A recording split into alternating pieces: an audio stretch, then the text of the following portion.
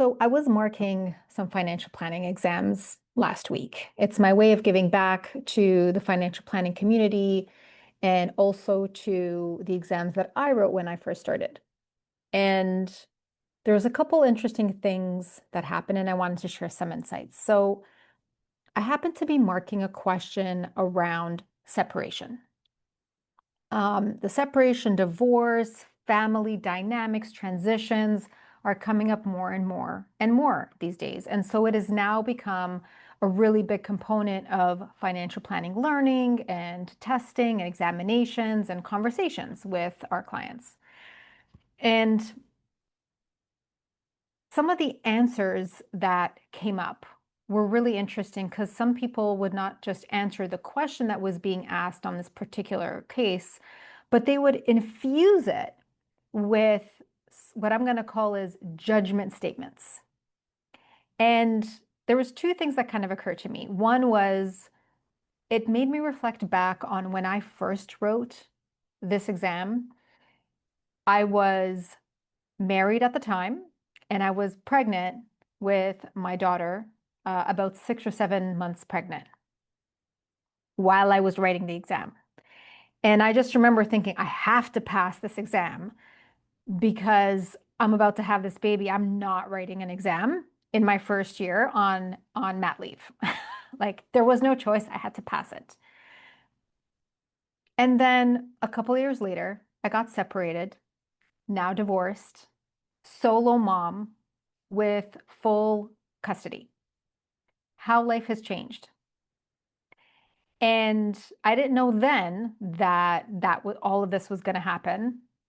And now that I'm marking these exams, I come from a very different place. It was 13 years ago. So I come from a very different place now with experiences and wisdom and just understanding of situations that I hadn't experienced before. And it gives me a different perspective. So that was interesting just to kind of have a reference point of where I was when I first wrote financial planning exams and how I was getting into financial planning and what I thought the world had to offer me versus where I'm at now, where I have my own practice. I'm serving people who are going through the transition of separation and divorce, and especially in high conflict and challenging situations. And now I'm helping people through that. I never saw that coming. And I really enjoy helping people through it. What I went through wasn't easy, but what I've learned from it, the strength that I've developed from it, um, the richness that I feel in my life in every aspect after going through all these things and the way that I went through them is I just feel very, very fulfilled in my life and very lucky and fortunate. One of the key things that I felt fortunate about was that I had the knowledge from financial planning to get me through the financial component of separation and divorce. So I had that going for me, even though I felt my whole world was falling apart. So I'm grateful for that. And the second thing that occurred to me was how we really need to be careful as financial planners in how we talk about separation and divorce. So what I mean by that is, you know, sometimes people will refer to spousal support or child support as a burden. It's not a burden.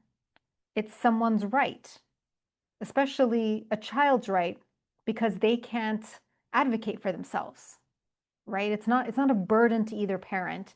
These two adults consented and agreed to having a child, and so it is their responsibility to support and contribute towards this child's life and development, in this case, in a financial way. So not a burden, but a choice.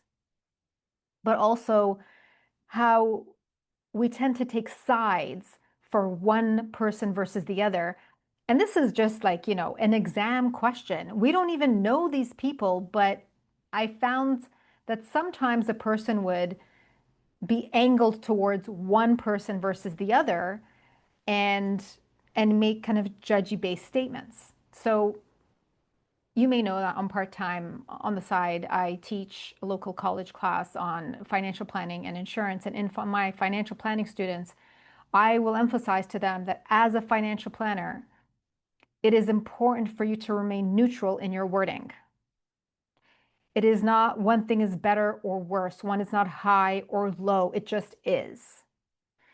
Thing is not a burden. You're not going to have this person forever out of your life.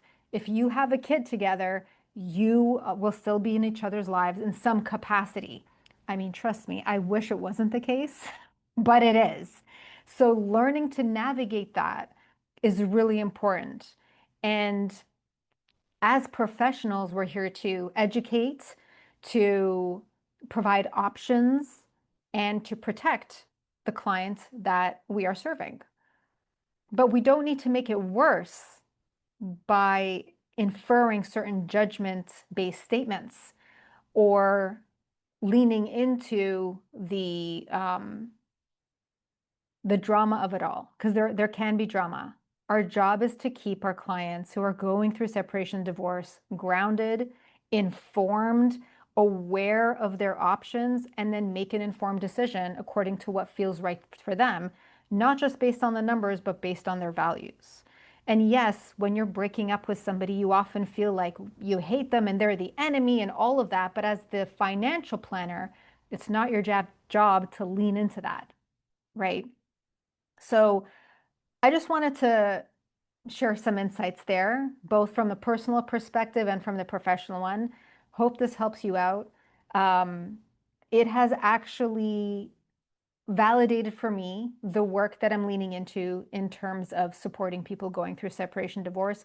A lot of people find this stuff icky, and I get it because when I was married, I was like, oh, it's those people and us, the married people. And, if you got separated or divorced or broke up from someone, like, ooh, something happened and somebody did something wrong. And that's just not the case, right? Sometimes things just happen.